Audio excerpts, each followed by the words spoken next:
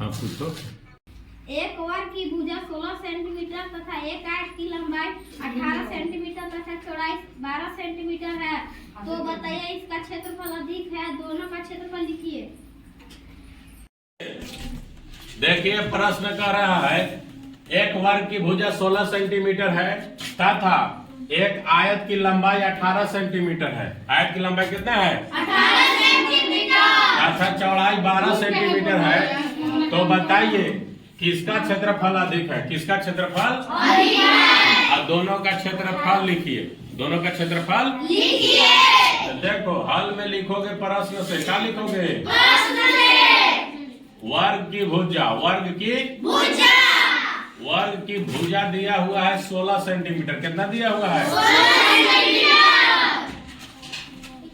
आयत की लंबाई, आयत की लंबाई कितना दिया हुआ है?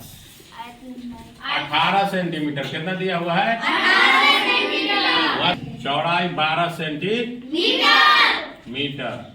तो याद रखो वर्ग का क्षेत्रफल, वर्ग का क्षेत्रफल बराबर का सूत्र होता है? वर्ग का क्षेत्रफल बराबर का सूत्र होता है बताओ? भुजा गुने भुजा गुने भुजा। तो वर्ग का जब भुजा है 16, तो यह 16 गुना 16 होगा कि नहीं होगा? तो 16 गुना करेगा तो 256 आएगा। कितना आएगा? 256 सेंटीमीटर स्क्वायर। ये हो गया आंसर। आयत का क्षेत्रफल बराबर सूत्र होता है लंबाई गुने चौड़ाई, लंबाई गुने तो लंबाई तुमको कितना दिया हुआ है यहाँ? 18 सेंटीमीटर। 18। चौड़ाई कितना दिया हुआ है?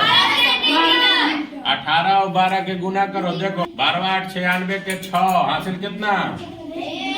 9। 12 एकम 12, 12 और 9 कितना हो जाएगा? 21। यानी इसका कितना आंसर आया? 216 सेंटीमीटर स्क्वायर। ठीक है। अब कहा है कि दोनों का क्षेत्रफल लिखिए। दोनों का क्षेत्रफल लिखिए। यहाँ लिख देना। अतः में आयत का क्षेत्रफल, आयत का क्षेत्रफल आ गया 216 सेंटीमीटर स्क्वायर। और वर्ग का क्षेत्रफल आ गया कितना? 256। वर्ग का क्षेत्रफल आ गया 256 सेंटीमीटर स्क्वायर। यही हो गया। ठीक है।